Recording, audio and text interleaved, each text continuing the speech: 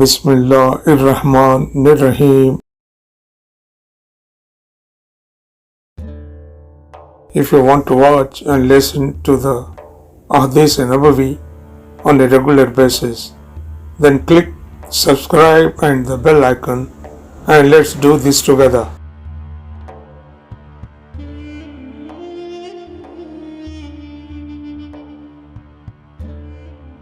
حضرات، حدیث نمبر 334 سے 348 میں تیمم کے احکام و مسائل بیان کیے گئے ہیں۔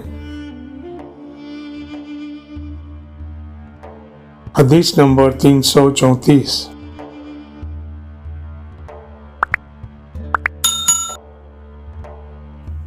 ہم رسول اللہ صلی اللہ علیہ وسلم کے ساتھ بعض سفر غزوہ بنی المطلح میں تھے۔ جب ہم مقام بائدہ یا ذات الجیش پر پہنچے تو میرا ایک ہار کھو گیا۔ رسول اللہ صلی اللہ علیہ وسلم اس کی تلاش میں وہیں ٹھہر گئے اور لوگ بھی آپ کے ساتھ ٹھہر گئے، لیکن وہاں پانی کہیں قریب میں نہ تھا۔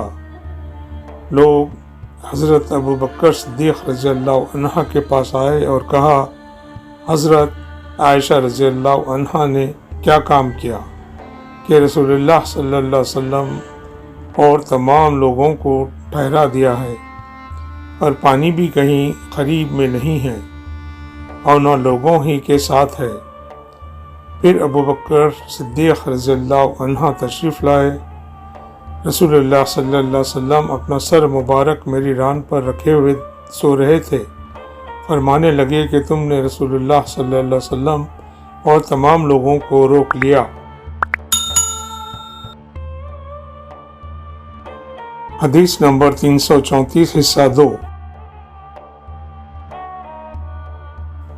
حالانکہ قریب میں کہیں پانی بھی نہیں ہے اور نہ لوگوں کے پاس ہے۔ حضرت عائشہ رضی اللہ عنہ کہتی ہیں کہ والد ماجد رضی اللہ عنہ مجھ پر بہت خفا ہوئے، اور اللہ نے جو چاہا انہوں نے مجھے کہا اور اپنے ہاتھ سے میری کوکھ میں کچوکے لگائے۔ رسول اللہ صلی اللہ علیہ وسلم کا سر مبارک میرے ران پر تھا، اس وجہ سے میں حرکت بھی نہیں کر سکتی تھی۔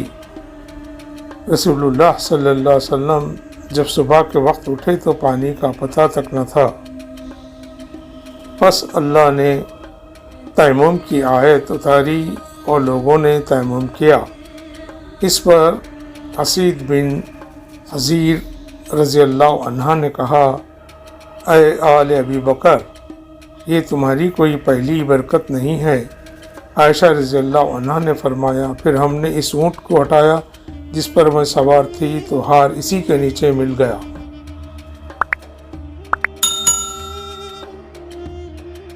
حدیث نمبر 335۔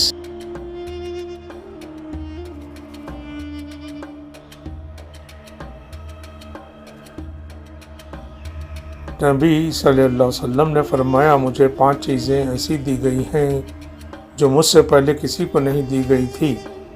1 مہینے کی مسافت سے رعب کے ذریعے میری مدد کی گئی ہے، اور تمام زمین میرے لیے سجدہ گاہ اور پاکی کے لائق بنائی گئی۔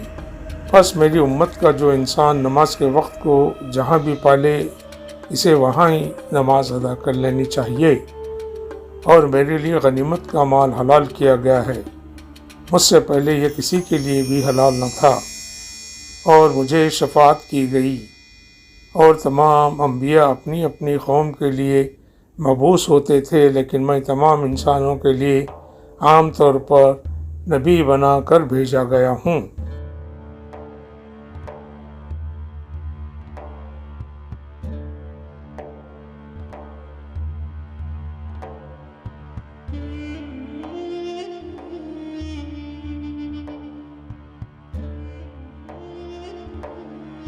حدیث نمبر 336۔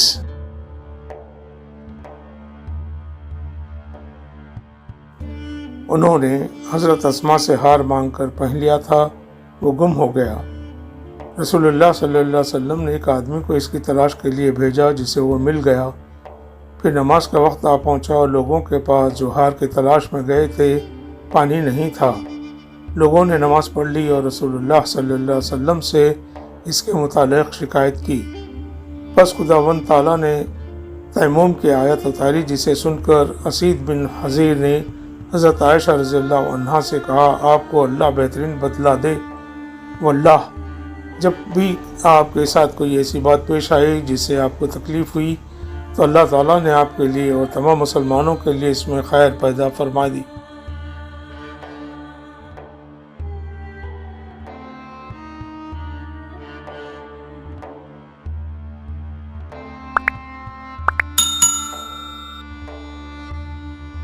حدیث نمبر 337۔ میں اور عبداللہ بن یسار جو کہ حضرت میمونہ رضی اللہ عنہا زوجہ نبی کریم صلی اللہ علیہ وسلم کے غلام تھے، ابو جہیم بن حارث بن سماح انصاری صحابی کے پاس آئے۔ انہوں نے بیان کیا کہ نبی کریم صلی اللہ علیہ وسلم بیر جمل کے طرف سے تشریف لا رہے تھے۔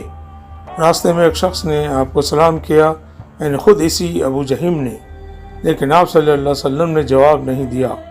پھر آپ دیوار کے قریب آئے اور اپنے چہرے اور ہاتھوں کو مسح کیا، پھر اس کے سلام کا جواب دیا۔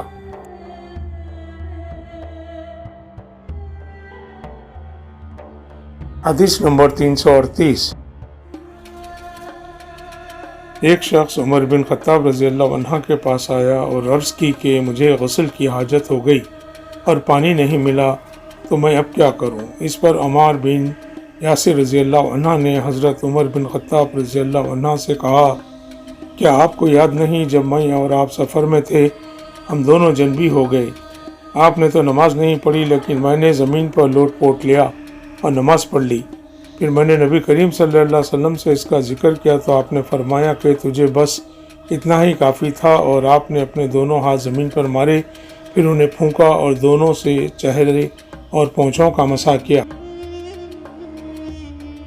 حدیث نمبر 339۔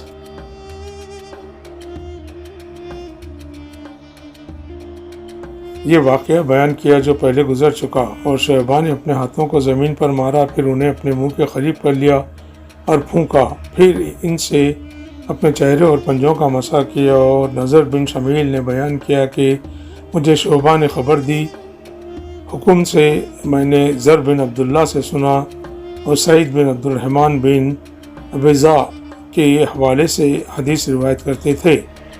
حکم نے کہا کہ میں نے یہ حدیث ابن عبد الرحمن بن ابیضا سے سنی۔ وہ اپنے والد کے حوالے سے بیان کرتے تھے کہ عمار نے کہا جو پہلے مذکور ہوا۔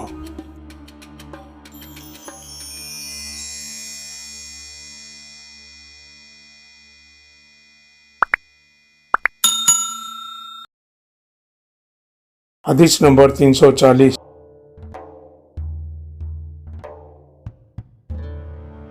وہ حضرت عمر رضی اللہ عنہ کی خدمت میں حاضر تھے، اور حضرت عمر رضی اللہ عنہ نے ان سے کہا، ہم ایک لشکر میں گئے ہوئے تھے، پس ہم دونوں جنبی ہو گئے، اور اس میں ہے کہ بجائے نفخ فہیمہ کے انہوں نے نخل فہیمہ کہا۔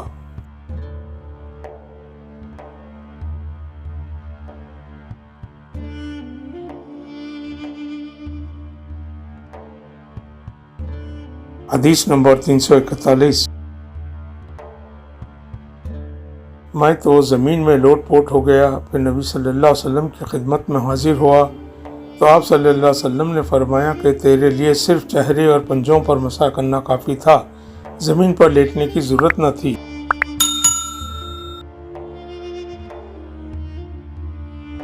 حدیث نمبر 342۔ میں حضرت عمر رضی اللہ عنہ کی خدمت میں موجود تھا کہ عمار رضی اللہ عنہ نے ان سے کہا، پھر انہوں نے پوری حدیث بیان کی۔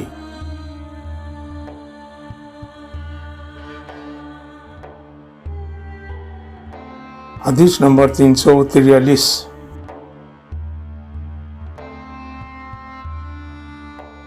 پس نبی کریم صلی اللہ علیہ وسلم نے اپنے ہاتھوں کو زمین پر مارا اور اس سے اپنے چہرے اور پنجوں کا مسح کیا۔